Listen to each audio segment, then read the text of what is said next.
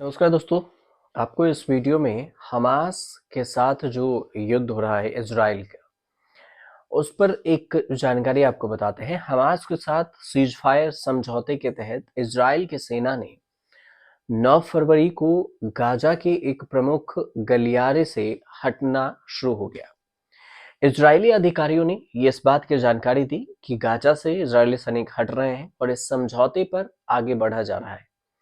लेकिन इस बात को लेकर स्थिति स्पष्ट नहीं है कि क्या दोनों पक्ष इसके जो प्रस्तावित विस्तार है उस पर बात करेंगे या फिर नहीं। सीज फायर समझौते के जो एक भाग के रूप में इजराइल ने नित्जार जो है नित्जारिम गलियारे में अपनी सेनाएं हटाने पर सहमति बना ली थी। अब यह एक भूपट्टी है और उसमें गाजा को दक्षिणी गाजा से अलग करती है। गाजा का ही एक अभिन्न भाग माना जाता है। पिछले महीने सीज फायर की शुरुआत में इजराइल ने फिलिस्तीनियों को अपने घरों की तरफ जाने के लिए नित्जारिम पार करने की इजाजत देना शुरू कर दिया था, और जिससे क्या हुआ, हजारों लोग पैदल और कार से गाजा पार कर रहे हैं। क्षेत्र से इजरायली सैनिकों का हटना समझौते के प्रति एक और प्रतिबद्धता को भी पूरा करेगा, ऐसी उम्मीद है। और इस समझौते ने 15 महीने के युद्ध को भी रोक दिया।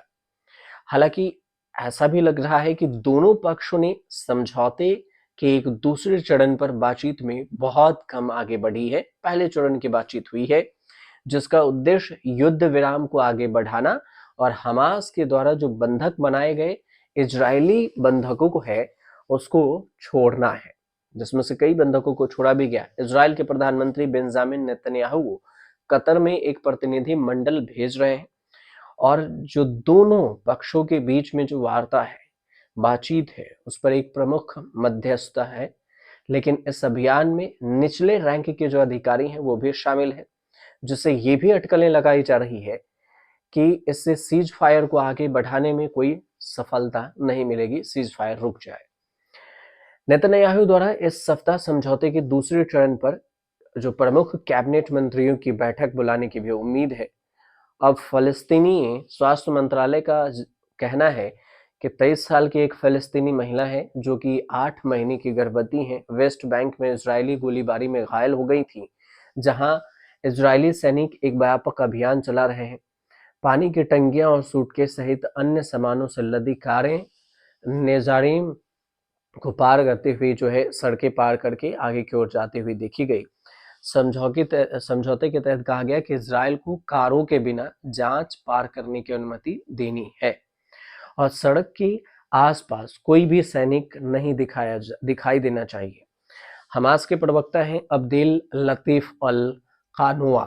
इनका कहना है कि इजरायली सैनिक के हटने से ये पता चलता है कि हमास ने दुश्मन को हमारी मांगों के आगे झुकने के लिए मजबूर किया।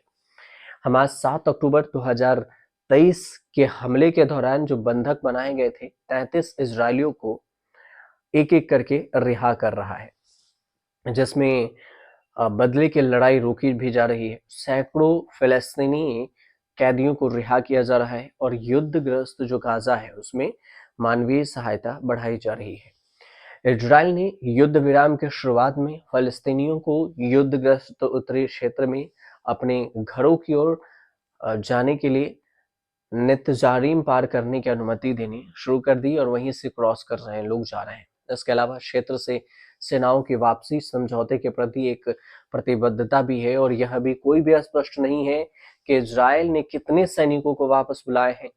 42 जो 1942 में जो युद्ध हुआ था, द्वितीय विश्व युद्ध, उसके अलावा जो अभी कहा जा रहा है कि इजराइल हमास के जो युद्ध विराम है वो उस पड़ाव पर ही है और दोनों पक्षों के बीच में कितने सैनिक वापस से बुलाए गए हैं इजराइल से, यह भी स्पष्ट नहीं है कि उसमें से 1000 हैं, 2000 हैं, 100 हैं, 200 हैं। इजरायली बंधकों को मुफ्त जरूर कराया गया है, मुक्त कराया गया है। कई इजरायली बंधक वहां से छोड़े जा रहे हैं हमास से। तो अभी बैठक का दौर जारी है। पहले रन की बैठक हो चुकी है, दूसरी बैठक में क्या कुछ फैसला आता है, उस पर क्या कुछ रणनीति तय की जाती है। अगर आपको जानकारी सही लगे तो हमें कमेंट कर बताइएगा। तो हम इजराइल और फलस्तीन के बीच में, जो हमास के बीच में जो ये युद्ध चल रहा है, उस पर जो अपडेट है और क्यों दोनों के बीच में युद्ध लंबे समय से छिड़ जाता है रुक रुक कर, हम आप पे एक नई वीडियो बना देंगे। फिलहाल ये जानकारी थी हमने आपके लिए आई। अगर अच्छी लगी हो तो चैनल को सब्सक्राइब कीजिएगा, शेयर कीजिएगा, कमेंट कीजिएगा।